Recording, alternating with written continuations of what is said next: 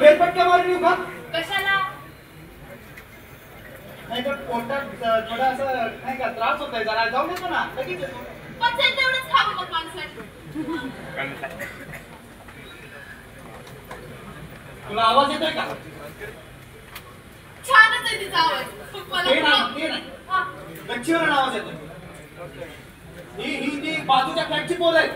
मी सांगतो तुला हे काहीतरी ठिकाणा का त्यावरती मी सेक्रेटरी साहेबांना सांगितलं होतं त्यांना गच्चीची चाबी देऊ नका म्हणून. मी बघून येतो. अहो पण सावकाश बघा.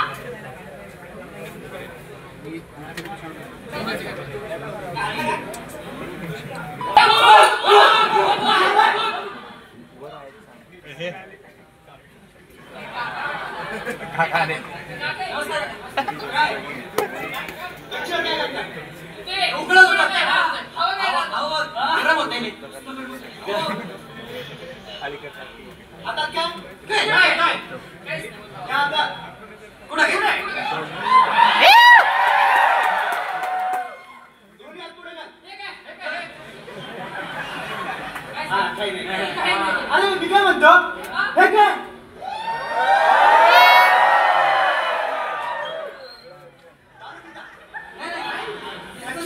दारू पिता हे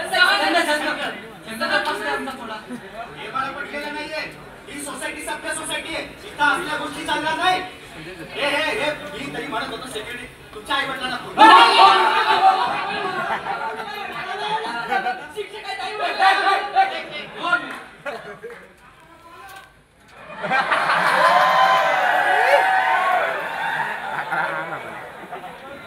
अरे काकू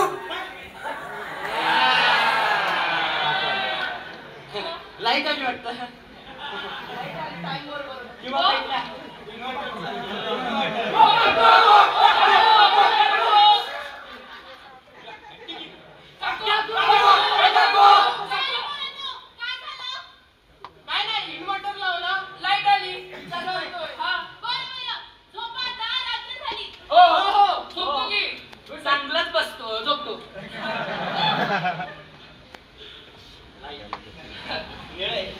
दिसलेच नाही.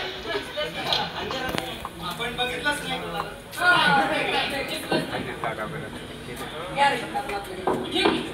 ग्लास काढ.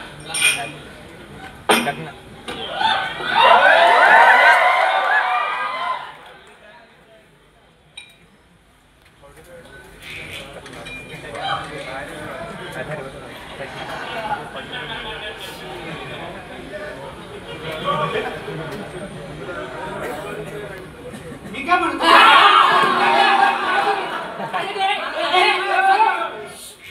झोपली लोक झोपली वाटून घेऊ वाटून घेऊ तुम्ही पण घ्या आम्हाला पण द्या. तर काका आम्ही आहे ना तुमच्यासाठी पेक बनवतो.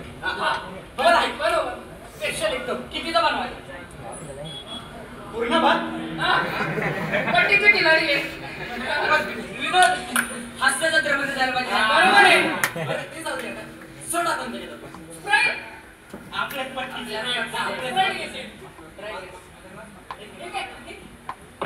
नाही म्हणता ना किती घ्या? अर्धा हे दारू टाक अर्धा सोडा टाक. जेवण मारतं का? विनोद काका मग चकण्यामध्ये काय घेऊन आला?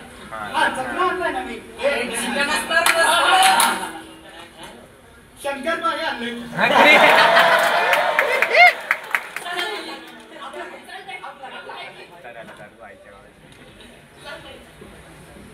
सांगाय काय तुला सोडून किती घेणार? त्या पूर्णच करतात पूर्णच. असं काय करताय का पहिला टाइम प्यायला लागल्यासारखं?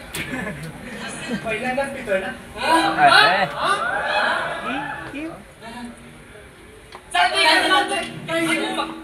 पट्टीचा शिक्षक आहे बघा आपल्याकडे. केलं बघ आता 8 मिनिट वाढून देऊ. हा पण ते चालते लोक. त्यासाठी आपण 3 स्टेजेस मध्ये पहिलं 30 मग 60 मग 90 मग 70. मग काय करायचं आता ही घेऊ आपण मग ही घेऊ. ही लवकर चढत हार्ड ही नंतर. आता तुम्ही सांगा जायचं कसं? जोरात जायचं का हळूहळू चढायचं? हळूहळू जाऊ. एक्सपिरियन्स बोल रहा है. बरं मग 30 घ्यायची घ्यायची नाही 30 अरे 30 रे 60 अरे काका द्यायची 30 60 30 नका मला जायचंय तुम्हाला माहिती आहे ना ए तू झालं सोडून आल्या काय आमच्या काका त्या पोरी पाहिजे एवढा पळून गेले बरोबर बरोबर आहे. ऐकतच नाही हो काय करणार बरं 30 हां बरोबर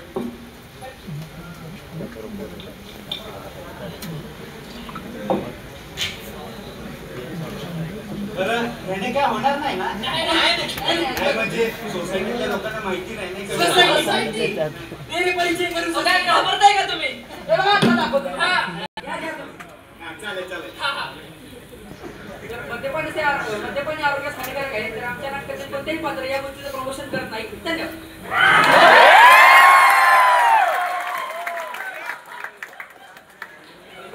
कसं वाटतं आता मी मन लावून पिणार मला टेन्शनच नाही आहे.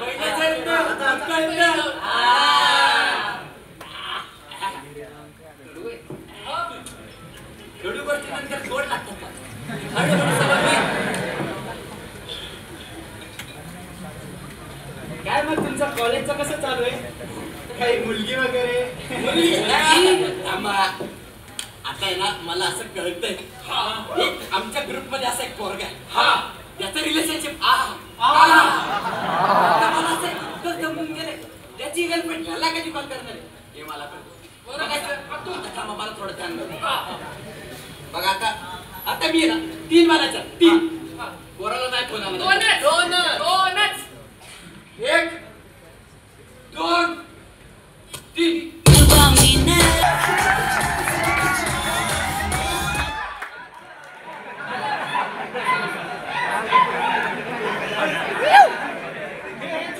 असं दारू प्यायच्या आधी असं नाचायचं असतं का?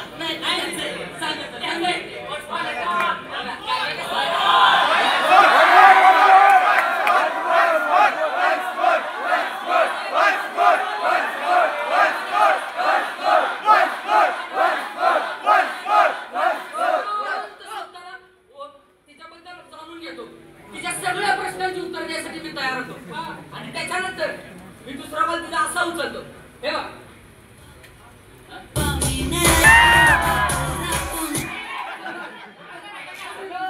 येतोय तुझ्याकडेच येतोय अरे हर्षू ऐकून तरी घे मी काय म्हणतेय बोल का बोलू हर्षू बोल का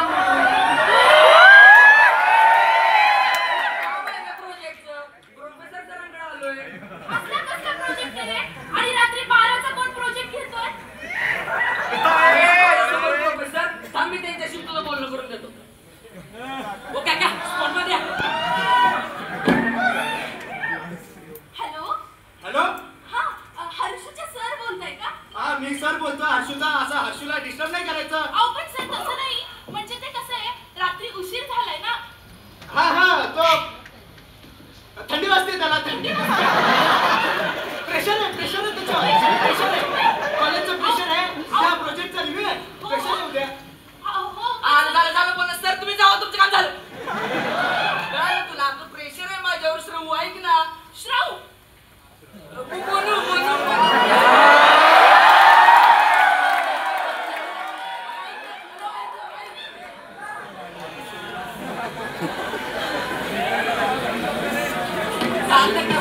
बोलू काय बोललात किती पोरींची नावे बदललात कमी काउंट कमी होत चाललंय दुसऱ्या दिवसाने हळूहळू सुद्धा काय त्याला काय करतो मी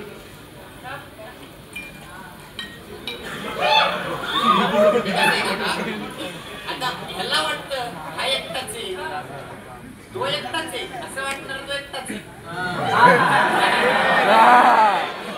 मोठं बोललाय रे त्याला वाटतं की रूमला एकच दरवाजा एक दरवाजा एक खिडकी एक गुपित दरवाजा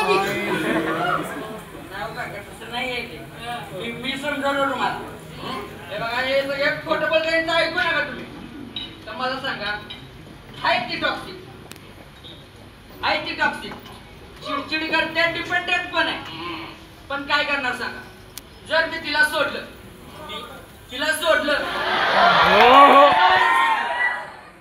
जेव्हा पण मी घरी जातो तेव्हा घरच्यांची कटकट की कधी लागणार जॉब, प्लेसमेंटला कंपन्या किती येत आहेत वगैरे वगैरे. त्यांचं पण काय चुकते सांगा. बाबांची पण आता संपल लवकरच रिटायरमेंट. त्यानंतर मग आईचं पण बघणार, बहिणीचं पण शिक्षण, नंतर तर तिचं लग्न, माझं पोराबाळांचं काय, सारखे प्रश्न डोक्याला वैताग येतो नुसता. तुम्ही सांगा मला, जर याच्या सगळ्यामध्ये माझ्या घरातले माझ्यावर अवलंबून राहतात, माझ्यावर एवढं सगळं मी त्यांचा आधारस्तंभ आहे, तर मग माझा आनंद शोधणारी मला पण नको का? मी माझा आनंद कोणामध्ये तरी बघितला पाहिजे ना काका. यांना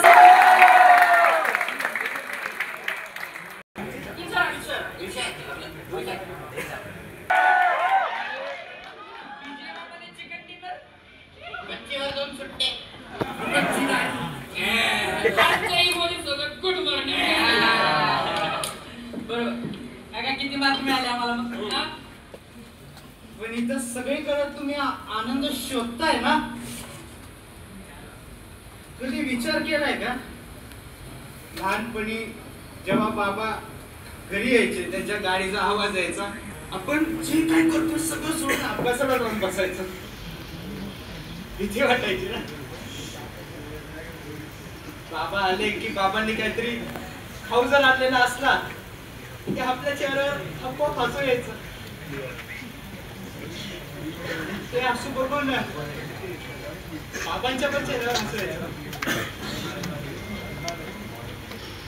आनंद ही शोधण्याची नाही रे, मानण्याची गोष्ट आहे.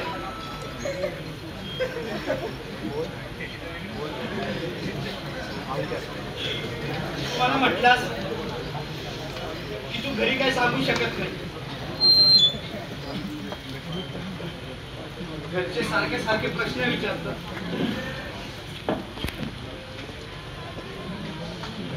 पण कधीतरी तू त्या प्रश्नाचं खरं उत्तर द्यायचा प्रयत्न केलाय का?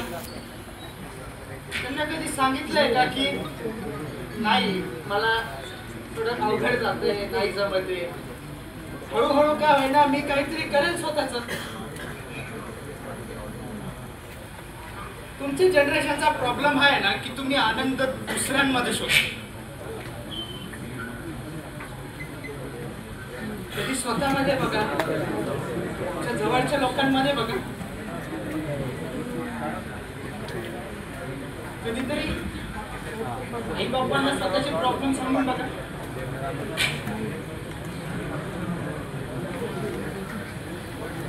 माझा मुलगा इंग्लंडला राहतो, तिथं तो खुश आहे, सगळं स्वतःच स्वतः करतो, सगळं त्याच करतो. पण मला कधी विचारत नाही रे तो काय. आनंद आहे मला त्या गोष्टीचा की आपला मुलगा स्वावलंबी आहे, सगळं स्वतःच करतो. मी पण असं ठरवलं होतं की जेव्हा तो मोठा होईल, मी म्हातारपणात जाईल, तेव्हा त्याच्यासोबत मैत्री करेल. पण या म्हातारपणाच्या प्रवासात आमच्या दोघांचं नातं असं दूर होत गेलं आणि मग तो रस्ता परत सापडेल असंच झालं.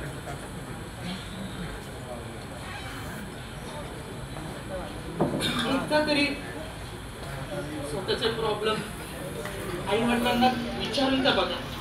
नाही कळत आम्हाला तुमच्याबद्दल काही, तुम्ही खूप ग्रेट आहे, तुम्ही हुशार आहे, आम्हाला तरी वाटू द्या आमचं पोरगा अजून आम्हाला काहीतरी विचारतंय, त्या सोबत आहे.